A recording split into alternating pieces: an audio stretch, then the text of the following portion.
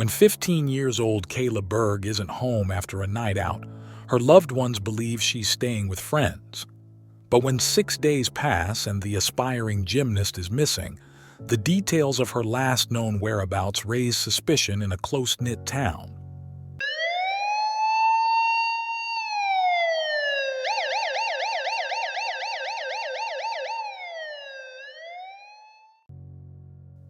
Kayla Berg was born on August 29, 1993, to Hope Spenger and James Spanbauer. She grew up in the quiet, cozy town of Antigo, Wisconsin, where she and her brother Jimmy enjoyed endless outdoor adventures, family gatherings, and outings. From a young age, Kayla was passionate about gymnastics. She trained with full dedication and was part of the school team. Her energy would light up the gym at every practice. In 2007, her friend Megan introduced her to the lively parties in the nearby town of Wausau. Local parties quickly became a highlight of the weekends for Kayla and her friends. Immersing themselves in this new atmosphere, the girls often hid their plans from their parents, as these parties sometimes included alcohol, pushing the typical boundaries for teenagers. On August 9, 2009, Kayla told her mother she planned to spend the night at her friend Natasha's house. The girls had arranged to meet up with some guys and head to a party that promised to be fun. However, on the morning of August 10th, Natasha's mother noticed her daughter hadn't come home. She immediately called Hope, and both mothers assumed the girls had simply gotten carried away at another party in Wausau and had forgotten to check in. But as time passed with no word from the girls, their concern grew. Soon they decided to contact the police and report their daughters missing. Fortunately, the police informed them that the girls had been safe in town the whole time. On August 11th, Kayla herself called her mother to say she planned to spend the day with Natasha. The friends went for a walk in the park, then returned to Natasha's house, where they were joined by Natasha's older brother and Jimmy. By 5 p.m., Natasha left for work, leaving Kayla with her brother and Jimmy's friend, 24-year-old Kevin Kielcheski. Kayla and Kevin planned to meet later that evening.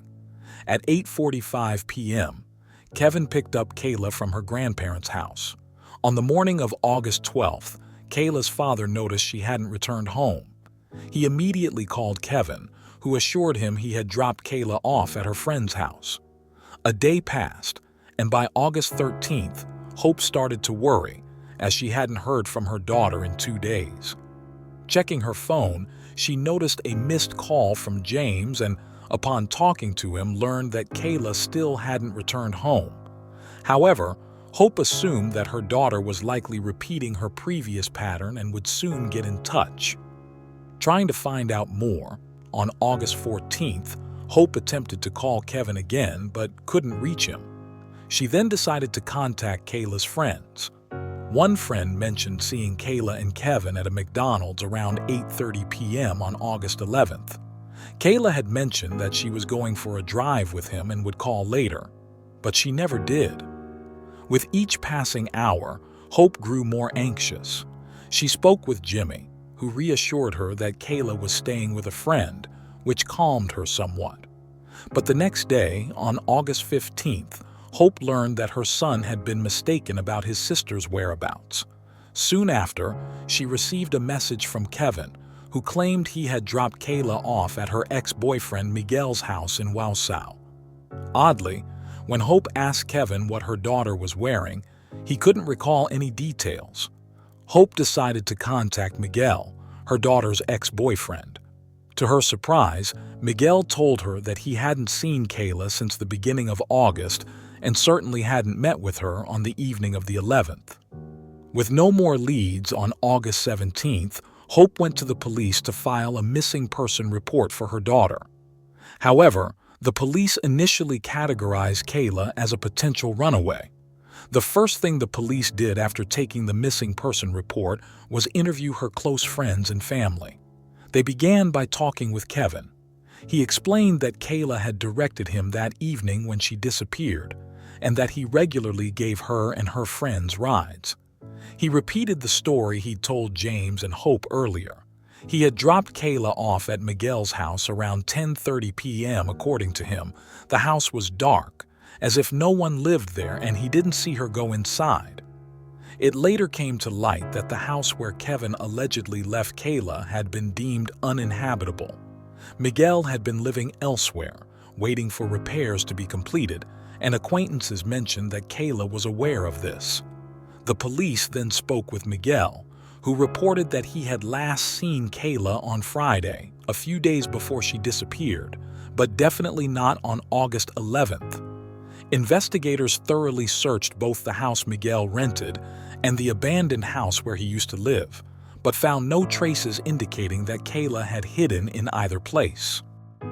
After speaking with her family and friends, the police began to doubt Kayla's status as a runaway. She had never disappeared for long and had always stayed in touch with her parents. 3 days after the search began, her status was updated to child in danger. Days passed, but Kayla didn't return. Rumors about her possible fate began to spread quickly, causing pain for her friends and family, who felt their hope being torn apart. The investigators didn't give up and conducted extensive searches near the location where Kevin claimed he last dropped off Kayla. The house was located across from Colonial Manor and close to a lake. They brought in dive teams and search dogs, which indicated a nearby pond, but divers found no evidence. To shed light on the events of that night, the police carefully examined Kevin's statements, in which he claimed he drove straight home to Deerbrook, Wisconsin, after dropping Kayla off. His alibi was confirmed by his mother, who reported seeing him at home around midnight. But feeling the mounting pressure, Kevin decided to hire a lawyer. On October 26, 2009, he was charged with second-degree reckless conduct for driving around with Kayla that night and allegedly using illegal substances with her. Kevin pleaded not guilty, and on August 8, 2011, the judge dismissed the charges due to insufficient evidence. The police continued to search for clues, conducting forensic tests on both Kevin's and Miguel's vehicles. Suspicious stains were found in both cars, but analysis yielded no significant results. Due to the ongoing investigation, the police refused to comment on the origin of the stains. Before returning the cars to their owners in December 2009, the vehicles were lined up for examination by police dogs, one of which specifically indicated Kevin's car. However, there was no proof that this was linked to Kayla's disappearance. The call records of everyone connected to Kayla became the next lead for investigators. Kevin's phone records confirmed that he had indeed been in contact with her before picking her up, but after 9 p.m., his phone was either turned off or had run out of battery, remaining inactive until 2 p.m. the next day. On March 29, 2010, the police enlisted the National Guard to conduct aerial searches using thermal imaging. However, the thermal scan revealed nothing suspicious. Investigators carefully checked possible links to human traffickers in Mexico and reviewed all data on sex offenders in Wisconsin and neighboring states, but this yielded no useful leads. Police reintroduced search dogs to comb through forests, fields, and other key locations related to the case more than a dozen times. Twice, the dogs showed interest in scents at 2 sites associated with Kevin, his parents' property and the farm where he worked. However, these searches also led to no new evidence. Kevin declined to take a polygraph test offered by the FBI, but later arranged a private test, which he claimed he passed successfully. The questions asked and the nature of the test were never made public, adding to the mystery of the situation.